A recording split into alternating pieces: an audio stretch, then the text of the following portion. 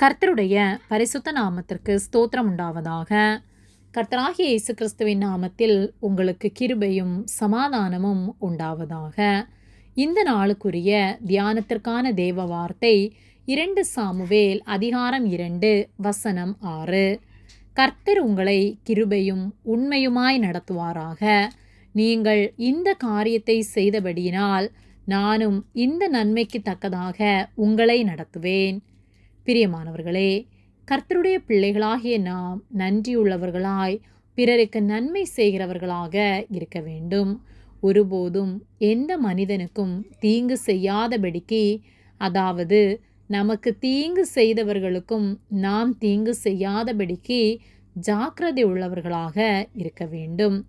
2 Samuel 2:6 கர்த்தர் உங்களை கிருபையும் உண்மையுமாய் நடத்துவாராக. நீங்கள் இந்த காரியத்தை செய்தபடியினால் நானும் இந்த நன்மைக்கு தக்கதாக உங்களை நடத்துவேன் என்று சொல்லப்பட்டுள்ளது.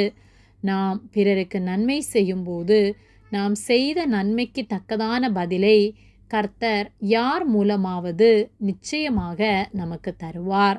இங்கேயும் கீலேயாத் தேசத்தின் ஜனங்கள் சவுலின் சரீரத்தை எடுத்து அடக்கம் பண்ணினவர்கள் என்று தாவீது அறிந்து அவர்களை பார்த்து, நீங்கள் இந்த காரியத்தை செய்தபடியினால் நீங்கள் செய்த இந்த நன்மைக்கு தக்கதாக நானும் உங்களை நடத்துவேன், கர்த்தர் உங்களை கிருபையும் உண்மையுமாய் நடத்துவாராக என்று சொல்லுவதை நாம் பார்க்கிறோம்.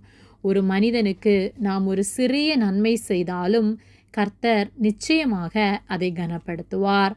நாம் பிறர் பார்க்க வேண்டும் என்ற எண்ணத்தில் செய்யாமல் நம்முடைய உள்ளத்திலிருந்து உண்மையாய் நாம் செய்யும்போது அந்தரங்கத்தில் பார்க்கிற பிதா நிச்சயமாக நமக்கு வெளியரங்கமாய் பதில் தருகிறவராக இருக்கிறார். ஆகவே நன்மை செய்வதில் ஒருபோதும் நாம் சோர்ந்து போகாதிருக்க வேண்டும்.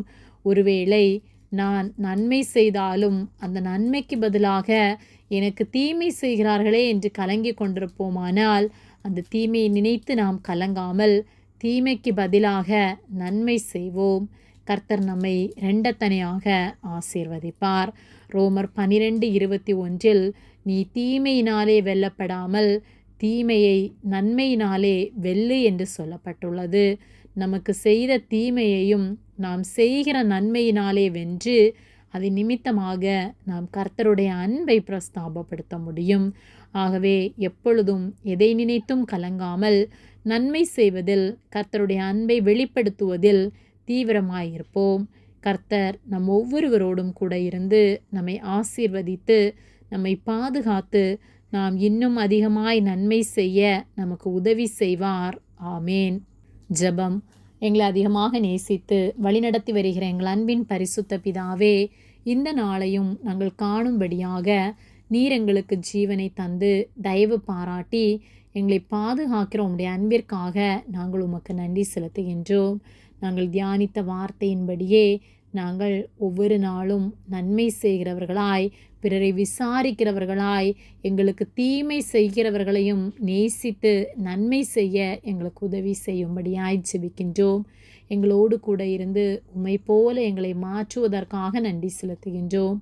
எங்களை உம்முடைய கரத்திலே தாழ்த்துகின்றோம். இயேசுவின் நாமத்தில் ஜெபிக்கின்றோம் பிதாவே. ஆமேன். கர்த்தர் உங்களை ஆசீர்வதிப்பாராக.